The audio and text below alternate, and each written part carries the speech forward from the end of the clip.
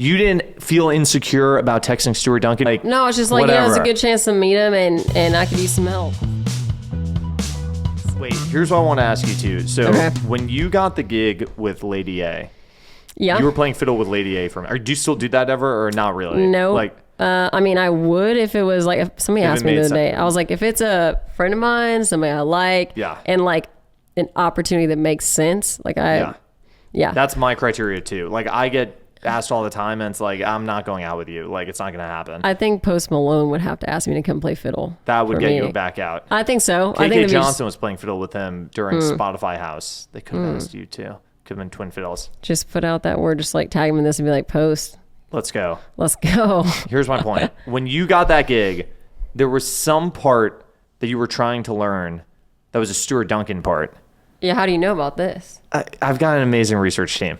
So you're trying to learn this part and you can't figure it out. So you reach out to Stuart Duncan to teach you the part. Yeah. And he says yes. How hard? Well, first of all, what was this part that you couldn't figure out? Because I would think you could play anything. Wow. I'm trying to remember. So all I remember was that it was all very last minute. Everything with them would be like the day before. Like the funny thing is Colby, my husband, was day to day for them at the time. Was that how you got the gig? No. That's the interesting thing. Yeah, you're not thing. a Nepo wife. Yeah, no. I happen to know Slim and Ian for a long time. And so they're like needing a fiddle player. And I guess they were like maybe wanting a girl. And they're like, well, do you know Catie? And they're like, Catie? And they're like, yeah, Colby's girlfriend at the time. And they're like, no. And they're like, well, let's get her. Is she free this afternoon or the next morning or whatever it was? And so, of course, the thing is about Stuart stuff is that, like, he does, like, all these crazy tunings.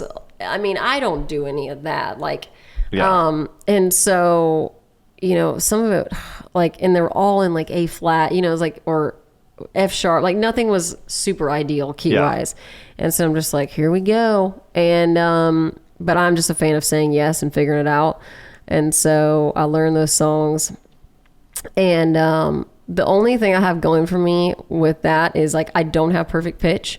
But, like, 8 to 9 times out of 10, if I hear a song that has fiddle already on it, then I'm able to tell what notes the fiddle is playing. Right. But I can't tell you, like, what notes somebody's singing. Right.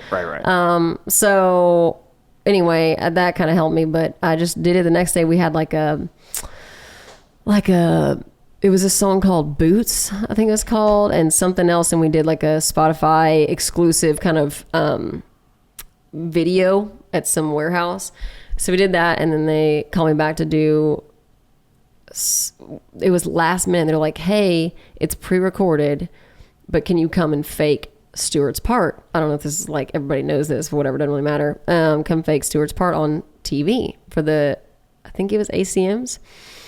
I'm literally like chilling out at the pool, like working on my sunburn, and I'm like, oh God, I'm about to go like learn this song to fake it well enough. How well do you have to learn it though? I can't believe you. Okay, you got to do the bowings because it was like a, you know, like you don't want to look like an idiot, and so you want to look like you're not faking it, and so I'm blanking on what that song was, and so it must have been their single or something at the time. And so I kind of learned this song, but I was like, something about what he's doing is not what I'm doing, you know? And so I just texted a friend, got his number, and was like, hey, Stuart, it's Catie. You don't know me, but I'm trying to learn some of your fiddle parts right now. And thankfully, Dave Haywood was able to send me like his stems so I could just hear the fiddle. You could listen to the actual part, yeah.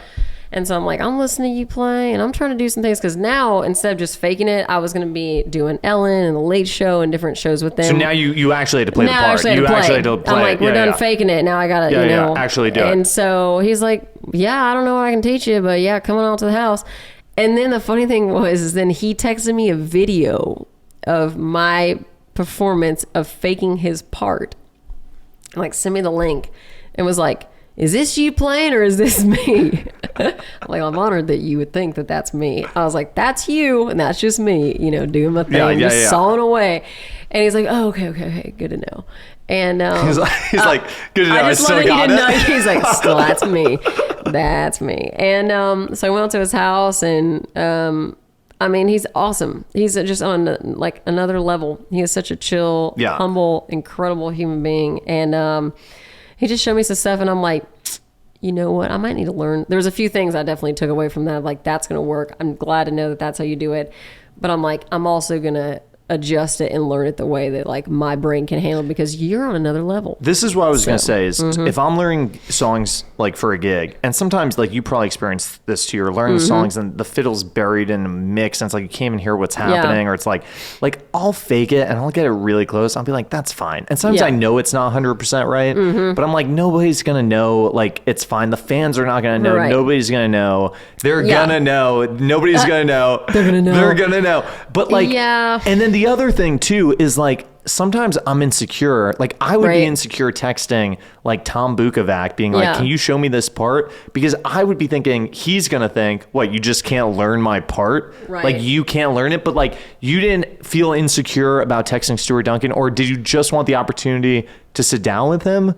Or like that wasn't even crossing your mind. You were like, no, it's just like, whatever. It's a good chance to meet him, and I could use some help. So. And what does he tell you? Like, does he really help you with the part? Like, you said he helped you with a couple things. Well, he was like, well, I'm playing in this position, and then I'm actually tuned to this tuning, and I'm like, oh, well, that's above my pay grade. So you end up faking it anyway, basically. I ended up faking, but a couple of the things he showed me how he was doing it, and I ended up adapting to that. But like, and now, you know, God, that's been probably like almost 5 years ago now, so it's hard for me to remember exactly, but I just remember being like, oh wow, you do some different things, like so took some of it and then kind of just did my own kind of hodgepodge version. But it was a blast. Like, it was really fun taking those gigs, and I love all them, and they're just like family. For someone who's probably the most successful session fiddle player, were you satisfied with his house?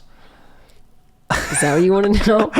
I would say he lives simply. He lives simply. Yeah, I would say like most of the musicians, like, of that vibe that I've been to their house, like, it's way more chill. It's chill. It's so chill. It's like going to your grandma's house, but maybe not your grandma. Like, it has that warm vibe, like just kind of cozy. I'm trying to remember. He lives up in, if it was Hendersonville, or you know, it's like out there. And so, and then he was like, he's like, your fiddle could use a little tune up, like, yes. And so then he kept my fiddle, and like, I paid him to fix it all up and do all these things. He didn't do anything to that fiddle. He was like, I'm putting that deposit, bring it back out. No, honestly, it was way better. I don't know what he did. Yeah, he worked some magic. Oh my God. And so I was like, I love that. So anyway, and I did it a couple times. Like, I texted him again. I think I went out to his house maybe 2 or 3 times, but like, his wife is super nice, and we just hung out. Oh, that's so cool. I wish I could hang out with these people. Because he doesn't teach lessons. That was the thing. Some of these people, they just don't teach. Isn't that annoying? Like, why don't these people? And some of these people, like Brent Mason, he'll teach lessons, but it's like $500 a lesson. Can't do that. It's like an attorney. You can't do that. No. It's crazy. Yeah. Like, some of my favorite guitar players, though, that I'd love to take lessons from, people in Boston, too. And these people, like, nobody gives lessons. Who's your favorite? Duke Levine in Boston. I don't know if you know who that is. No. That's the best guitar player. I'm going to turn you on to some Duke Levine. Okay. Yeah. No, we'll talk after. Okay. No, but he's the best guitar player on the planet. Okay. Plays with Bonnie Raitt. Yeah. Plays with, I think he played with Roseanne Cash. He's the best That's a good gig. telly player like I've ever heard in my life. I don't know how I don't know him. Nobody knows him. That's the thing. Okay. The people who know. Yeah. That's all that matters.